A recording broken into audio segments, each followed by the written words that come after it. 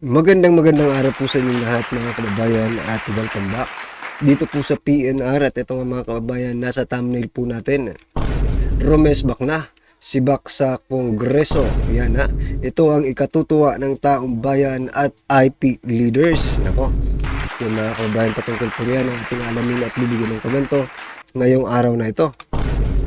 Pero ito, i-share din po natin ang balitang ito, no? Sabi po ni Speaker Romualdez, no? Ang ayuda daw is not a charity. It is a justice. Nako, mamaya bigyan natin ng reaction yan. Mukhang wala sa hulog itong sinasabi ni ni Speaker Romualdez, no? At ito pa, mga kababayan, House Quad Committee iminungkahing kakasuhan o kasuhan na sina ex-President Duterte, Senator Bongo at Senator Bato de la Rosa. So, bigyan po natin ng reaction yan. At ito na nga, umpisa na po natin dito po sinasabi kong ito mga kababayan, no? Balita po ito mula sa News 5 8 hours ago. Basahin ko po sa inyo yung content ng kanilang balita. Sabi po dito, ayuda is not a charity, it is a justice. Diyan pa lang po sa caption ng balita nila, mga kababayan, ay parang parang nasa Pilipinas ba kayo? Ang tanong ko, di ba? Kasi kung nasa Pilipinas kayo, masasabi nyo talagang walang hustisya. There is no justice dyan sa mga ayuda-ayuda na yan. Instead, ang nangyayari po ay injustice or unjust. Diba? Bakit? Marami po ang nagrereklamo. No? Sa dami-dami ng binibigay ng ayuda, hindi man lang sila makatanggap ni isang kusing. Tapos sasabihin mo, ayuda is not a charity, it is a justice. Diba? Dinipensahan ni House Speaker Martin Romualdez ang bilyong pesong alokasyon ng Kongreso para sa financial assistance o ayuda. It is our duty to ensure that no Filipino falls through the cracks. Nako talaga. Hindi kami mahuhulog sa cracks kasi sa bangin kami mahuhulog pagdating ng panahon. No? Especially in times of crisis, ayon sa House Speaker, no? Kahapon po yan, mga kababayan. Dagdag ng House Speaker, handa ang administrasyon na patunayan kung saan napupunta ang pondo para sa ayuda. Ang may hawak ng pondo, ang mga departamento tulad ng Department of Social Welfare and Development, Development of Labor and Employment, Department pala, yan. Dole mga kababayan, at saka Department of Health. Sila ang nagpapatakbo ng programa, hindi ang Kongreso. Talaga ba? Sila daw ang nagpapatakbo, pero pag nagbibigay na ng ayuda, you're always present. You're always present eh. Alam nga naman, ikaw dun ang mag-isa-isa na diba? Sa listahan, ikaw ang maglilista. Hindi. Pero kayo pa rin po ang pasimuno niya kasi nandun kayo eh. Ina-acknowledge nga palagi. Kung talagang sila ang nabibigay, dapat sinasabi noon na mula po ito sa DSWD ibang nangyayari. Mula po ito kay House Speaker. Ito mga kabayang saang nila. Sa mga kontra sa ayuda, handang ipakita ng administrasyong ito kung saan napunta ang bawat sentimong inilaan para rito. Lahat ng programang ito ay may totoong benepisyo, may totoong resibo, walang notice of disallowance mula sa Commission on Audit. Ang problema nga dyan, tanong ko sa iyo, Mr. Speaker, ang tanong, ino-audit ba yan ng COA? Para masabi mo, wala kayong notice of disallowance? Nasaan po ang ebidensya ninyo? Maglabas po kayo ng dokumento na kung saan inaudit po ng Kongreso ang COA. Huwag niyo po pinagluloko ang taong bayan, di ba? Kung talagang sige. Tanggapin natin yung statement, no? Na walang notice of disallowance. Ngayon, hinahamon ka po ng buong sambayan ng Pilipino na maglabas po kayo ng dokumento na nagpapatunay na kayo po inaudit, yung Kongreso yung pamimigay ng ayuda, ay inaudit po ng Commission on Audit. Diba? Ganun na yung kasimple. Huwag po kayo puro salita. No? Ibang-iba talaga kayo kay Vice President Sara Duterte, no? Pag sinabi niyang ganito, may kaakibat na dokumento yan. Pero kayo, salita kayo ng salita, wala naman kayong pinapakitang dokumento. Well, anyway, if maybe I'm not informed about this document, dito po sa mga nanonood, mga kababayan, kung may nakita po kayo, no, na dokumento or COA report patungkol po dito sa mga ayuda-ayudang ito, isampal nyo po sa akin, mga kababayan, no? Isampal nyo po sa pagmumukha ko.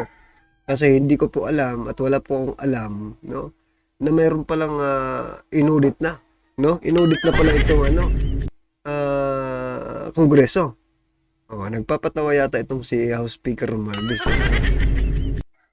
Ito pa mga kababayan ang balita. House Quad Committee iminungkahing kasuhan sina President Duterte at iba pa. Nangunguna sa listahan ng mga personalidad na inirekomenda ng House Quad Committee na makasuhan ng crimes against humanity sina dating Pangulong Rodrigo Duterte, Senador Bongo at Senator Ronald Bato de la Rosa, kaugnay rin sa issue ng war on drugs. Yan na nga pong hinihintay natin. Wala pa kampo natin. Sige na. Ang tagal-tagal ng sinasabi ni former President Duterte na kasuhan nyo na po siya para baka madepensahan nila ng formal, no, ang kanilang mga sarili. Mahirap kasi kung dyan lang palagi sa Kongreso kasi hindi naman kayo mga abogado, no? Hindi naman kayo huwes para maghusga. Kaya yan, tama yung gagawin ninyo. Sa lalong madaling panahon para masagot na yan. Diba? Akala nyo siguro, sasabihin ko dito, no, we're against about that. Pero, hindi. Yan po ang dapat na mangyari. Kasuhan nyo na po. ASAP. Kasi sabi ni former President Duterte, matanda na siya eh. Kaya kailangan, yung mga kaso ninyo, kung may ebidensya kayo, kasuhan nyo na. Habang buhay pa. Diba? Kasi tagal-tagal lang inaantay niya. Ngayon lang kayo mag-re-recommenda. Pag yan, hindi nyo kinasuhan, wala kayong yag balls, diba? Wala kayong yag balls. Okay?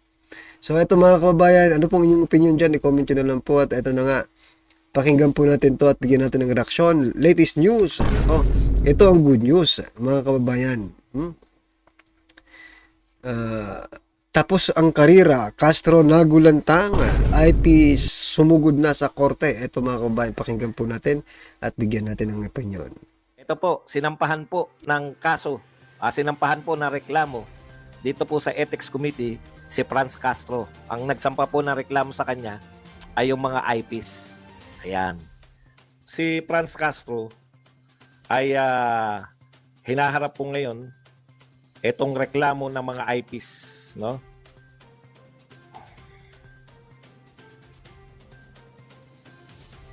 The ATA Manobo Tribal Council of Talaingod, Davao del Norte filed on Tuesday afternoon, ngayon po to, an ethics complaint, kaya mainit-init pa po to, against Makabayan Solon Act Teachers Party List Representative Franz Castro. The basis of which was her conviction for allegedly endangering minor in November 2018. Okay. So yan mga kababayan, ito na po yung race back, no, ng mga kabataan. Kaya siguro ni Castro, dahil convicted na nga siya, no, na-convict na siya sa kasong child abuse, hanggang doon na lang yun. May naisip, no, ito matagal na natin sinasabi to, di ba, na dapat si Castro wala po dyan kasi convicted po siya. Ngayon, nag-complain na po naghain na po ng complaint, no, dyan sa Committee on Ethics, sa Kamara, para matanggal itong si Castro matapos ang karir. Sapagkat hindi po kaaya-aya tingnan, mga kababayan, no, na isang convicted congresswoman ay nagpapakulong, nagko-contempt, di ba? na kung saan dapat siya ang maging model. Kaso hindi eh. Siya itong dapat makulong. So, pag pinailan po siya ng, siyempre, ang gusto nitong mga to, no? Ito po ay ipinail through, sila po ay sinamahan ng kanilang lawyer na si Israelito Torion. Okay. Ngayon, dito po, sa kaso po nito, mayroon na po tayong mayroon na po tayong ngayon na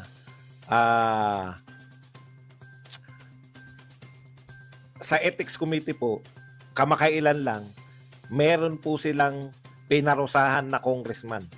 Kung hindi nyo po nakakalimutan, ito pong congressman na to ay nagngangalang Congressman Tevez. No? Ay, nag-expect po tayo na matatanggal si Castro sa pagiging congressman. Bakit po? Eh si Tevez sumayaw. Sumayaw, nakakatawa lang po, no? Pero sumayaw lang po si si Tevez eh. Nang nalaswaan sila. Eto po, malupit si Castro. May kaso po ba si Tevez sa labas po ng Kongreso? Meron. Ang tanong, convicted na ba siya? Hindi pa po. Pwede palang matanggal sa congressman. Kung kahit hindi pa convicted, edi mas lalo na. Mas lalo na pong pwedeng matanggal yung convicted. Natural. Di ba? Ito ang masamang tingnan dyan mga kababayan. Ito si Castro, convicted. Dapat nasa kulungan yan. Pero siya po ang pasimuno to impeach. No? Siya po ang pasimuno. Sa kanya po lahat nagaling eh. Siya ang pasimuno to impeach Vice President Sara Duterte. Biruin mo yan. Isang convicted congresswoman. Nangangarap. Pangarap lang kasi nila yan eh. Nangangarap na i-impeach ang ating Vice President. Mas lalo na pong pwede. Convicted na eh. Oo nga po, may kaso pa lang. Iba po yung kaso pa lang sa convicted na. Pero ang hirit po ni Castro, ito po, sabi po ni Castro, ito ay isa lamang na paghihiganti. Iyan. Yung pong reklamo sa kanya ay isang paghihiganti. Another baseless harassment suit. Baseless daw. Wala bang basihan yung pagrereklamo sa kanya sa ethics committee? Ibig sabihin mga kababayan, mga ob-ob yung mga judge na nagpataw sa kanya na maging convicted siya. Kasi yun po ang pinagbasihan eh, para mag-complain sa sa ethics committee. Yung decision ng korte na convicted niya siya, guilty po siya. So, ibig sabihin, pag sinabi niyang walang basihan yan, lang yan, rest back lang yan. Diba? Parang sinabi mo na rin mga ob-ob, no? Yung ating mga huwes na nagpataw sa'yo ng ganyang Diba? Yan po ang natin. Kaya dapat ikaw, Franz Castro, magdahan-dahan kasi sinasabi mo. Kasi parang hindi mo na iniisip eh. Hindi mo na iniisip yung lumalabas sa bibig mo. Diba? Torion, Attorney Torion, wala ba kayong basihan? Hinaharas nyo lang ba? Gusto nyo lang ba maghiganti kay Franz Castro? Dahil kayo ay maka-Duterte? At si Franz Castro ang paputok ng confidential fund? Balikan natin yung sinabi ni Attorney Torion. Baka nga naman trump up charges lang to, no? At ito po ay sinasabing baseless harassment. Okay. The basis of which was her conviction for allegedly endangering minors in November 2018. Conviction mo yung basis eh. Paano mo sasabihin na walang basis? Baseless. No? Trump up. Meron pong basis. Ang basis po, convicted ka. So yan mga kawan, pag sila po ang nire-resbakan, no? Paano agad eh, pa-victim effect agad sila, di ba? Pa-biktima agad eh. Pag sila naman ang tumitira, hero style. Parang bayani sila, di ba? Kapag sila ang tumitira. Pero pag sila naman po ang tinitira, ay biktima kami niyan eh, di ba? May race back lang yan, gumaganti lang yan. Pero pag sila ang tumitira, talagang ganyan yan, di ba? Oh, kulong yan, kulong, contempt, di ba? Oh, detain na yan kasi hindi sumasagot ng maayos. Ayaw sumagot ng ayon sa kagustuhan ko. Di ba? Ganun sila eh. Kaya kanila nerereklamo kasi wala pa pong convicted na congressman. Sa pagkakatanda ko po, first time to na congressman na convicted na nagpapakulong ng mga abogado. O kaya ka binubueltahan ngayon. Ngayon, pag hindi ka na congressman, wala ka ng power. Tignan po natin, wag po natin pangunahan dahil baka naman isuspend lang. Pero hindi. Yung hindi convicted, tinanggal nyo eh. Dahil sumayaw lang. O, isa pa po, nakakalimutan ko. Isa rin sa mga dahilan kung bakit tinanggal. Ito po, ayon kay Tebes po, ito po, when a member of the House of Representatives is designated as terrorist, it poses significant threat to integrity and dignity of institution. So, dinesignate daw po itong si Tebes na isang terrorist. Hindi po hindi po rin ewan ko lang kung sinampa ni Torion yun pero yung basis lang pero di ba? So para ang pagkakaalam natin, may mga grupo dito na dinesignate po as terrorist. Ay pwede pala maging basis yan para tanggalin ka bilang congresswoman.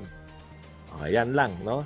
Kaya yung mga nirereklamo nito ni Castro, wala ba talaga? Hindi, ano po yun Binanggit ko lang po yung kay Tebes, hindi ko po alam, hindi ko po nabasa yung reklamo ni Torion. Pero ang sigurado tayo, ito pong ang basis niya ay yung conviction ni Franz Castro.